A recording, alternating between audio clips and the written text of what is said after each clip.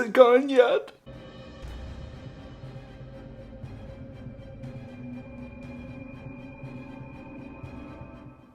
Welcome back, Boat Dragons. I'm really glad you're here with me today.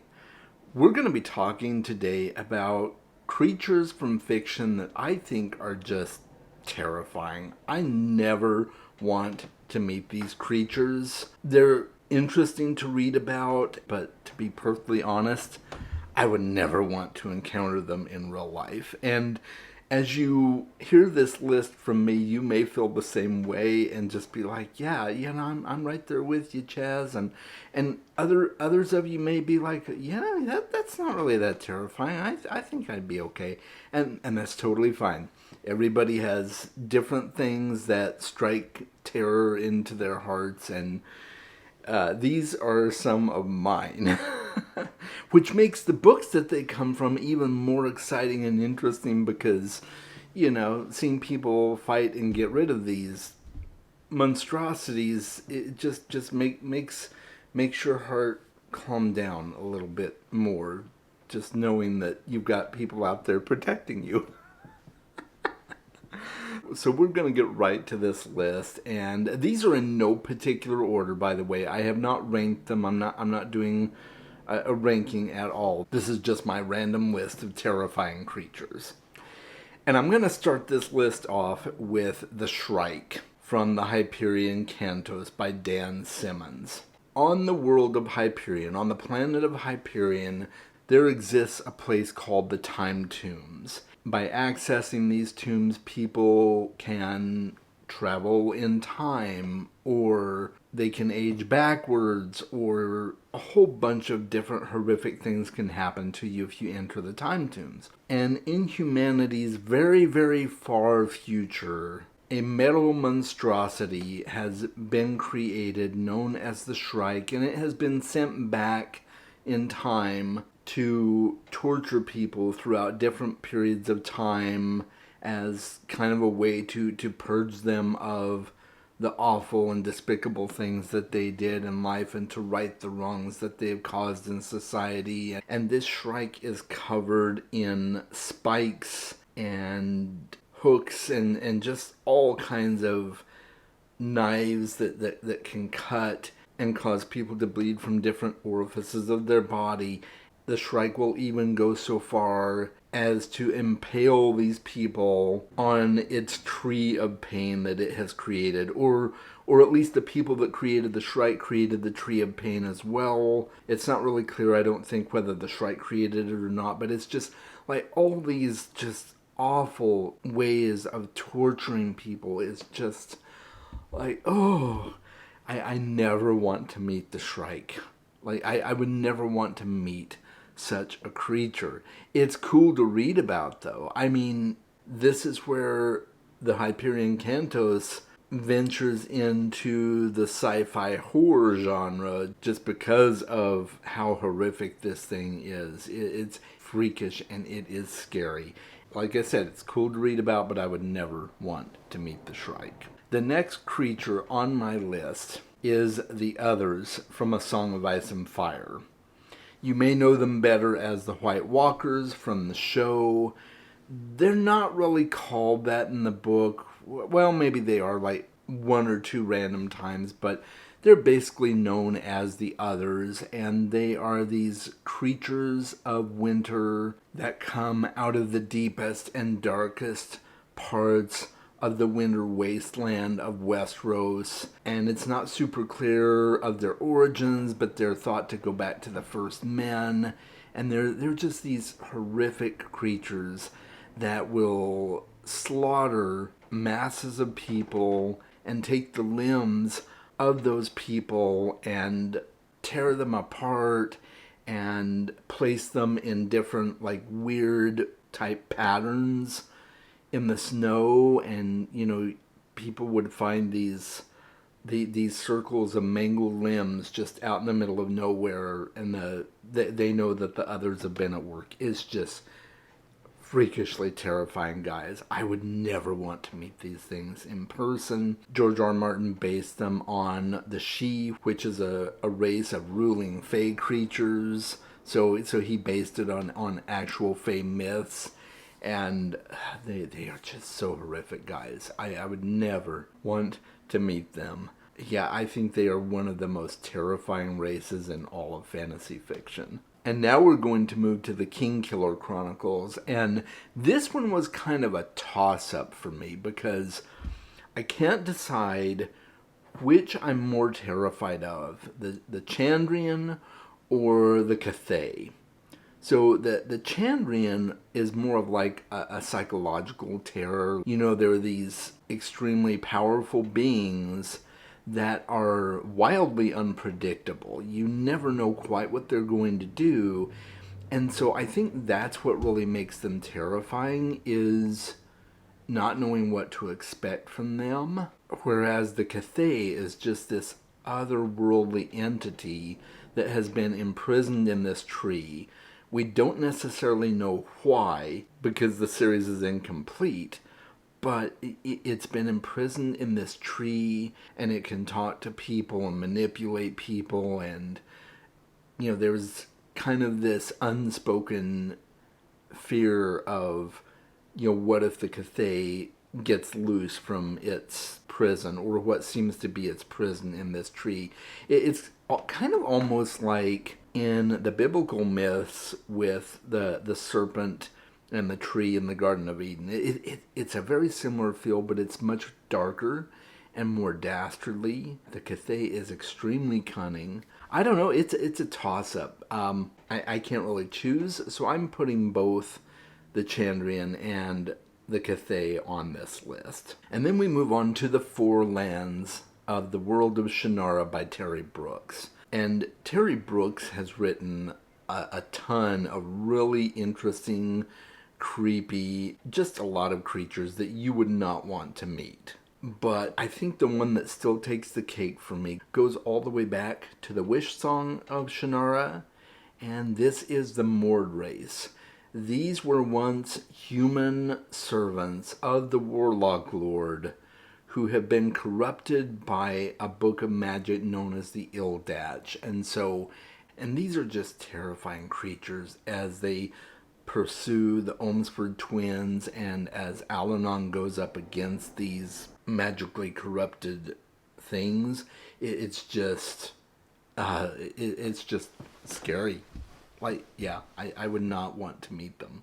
And so let's move on to the sandworms of Dune. And these are creatures that, while they are fascinating to behold, and I think if I saw one, I would seriously be going, whoa, that's cool. Right before I'm like, okay, I'm out of here. I do not want to be caught within 5 feet of these sandworms, and I don't think anybody does, honestly. Now, of course, the Fremen do get to the point where they can master these sandworms to a point, but not really. They are just freaks of nature that have come about on this desert planet. They are just ginormous. All these like different long pointy teeth within their mouths, and if anybody's caught out in the sand, they can just be buried in the sand by these large worms. It's just, yeah. So I think they would be awesome to behold for like 5 seconds, and then I would be hightailing it to get myself out of there before I get buried in the sands for all time. All right, guys, we are going to move on to something from Lord of the Rings. I had to choose Shelob because, God, I hate spiders, guys. I hate spiders. When I first read about Shelob, I'm like, God, no, thank you. I'm good. I mean, I read it.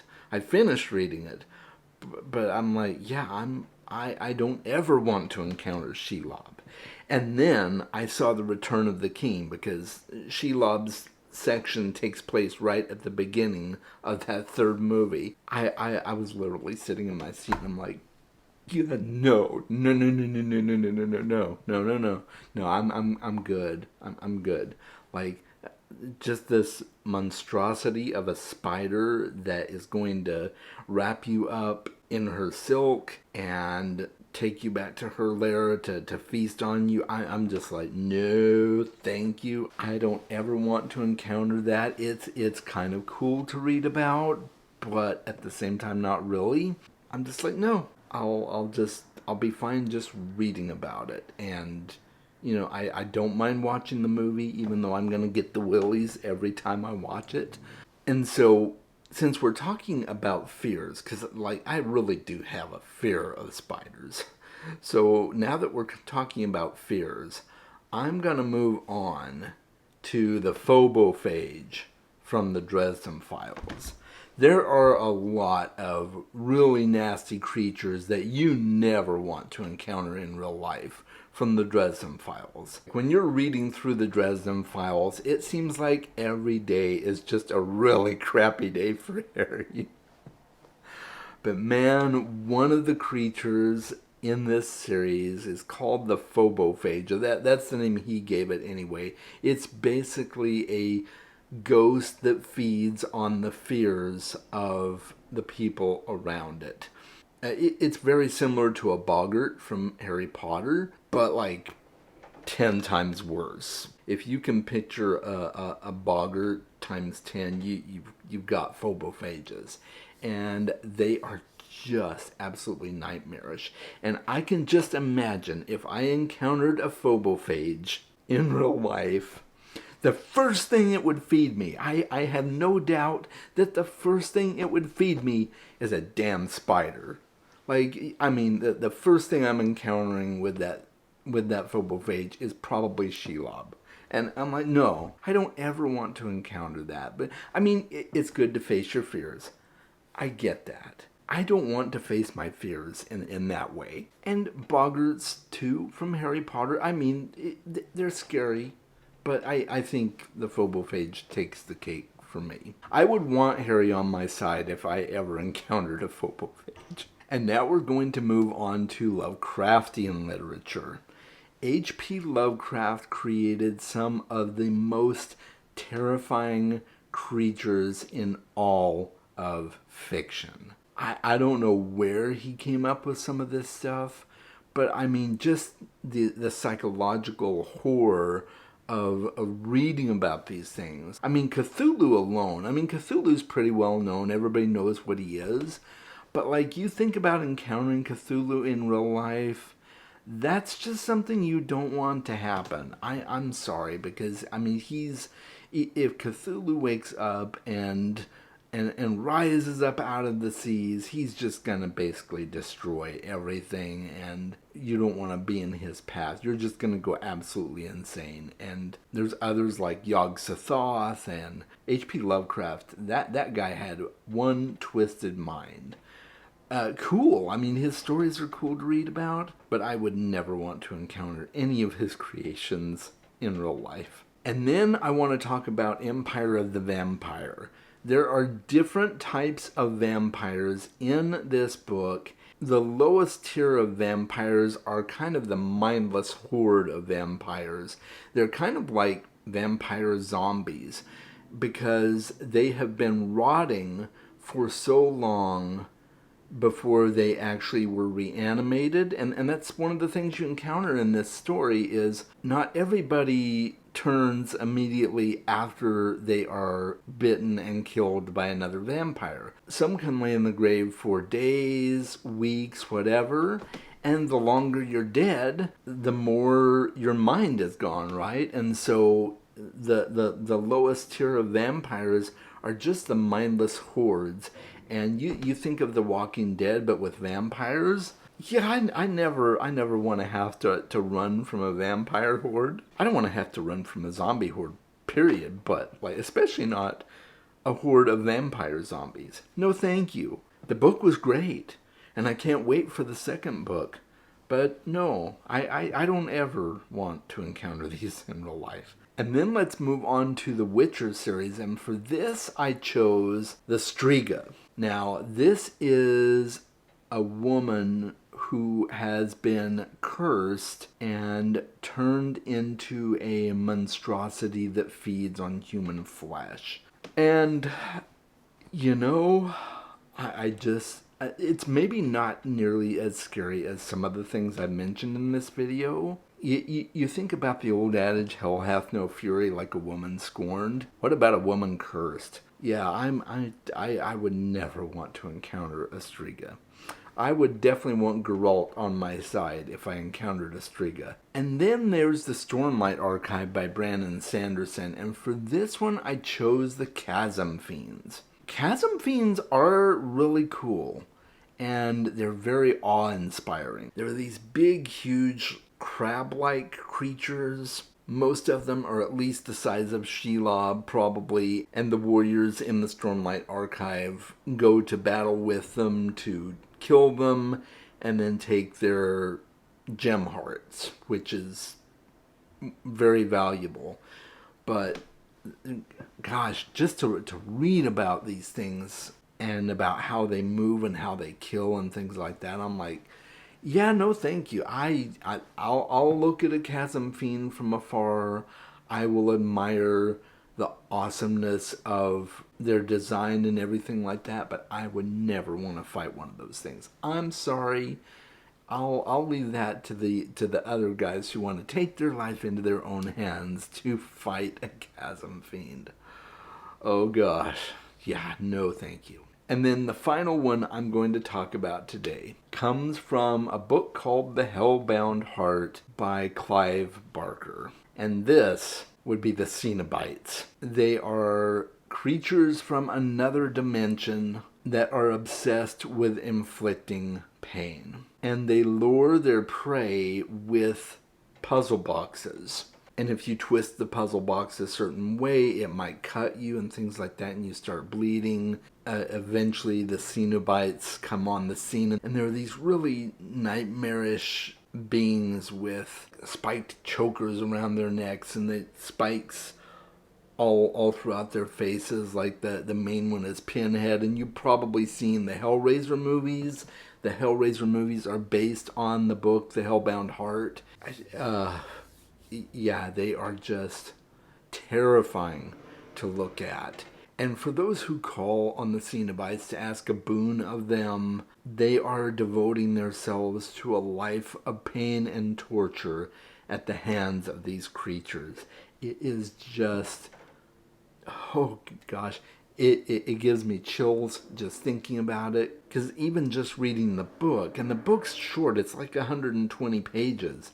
Even just reading the book, the vivid detail that you can picture from reading the book is just, it hurts to think about it.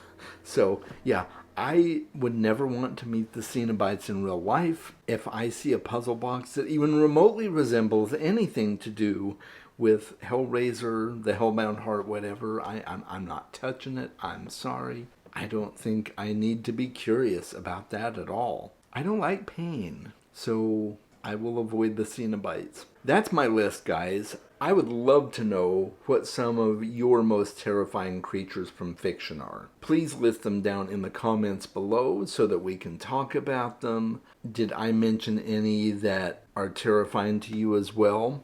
We could commiserate together. And I hope you guys have a wonderful weekend. Make sure you are reading more books, and I will talk to you soon. I'm going back under my blanket now.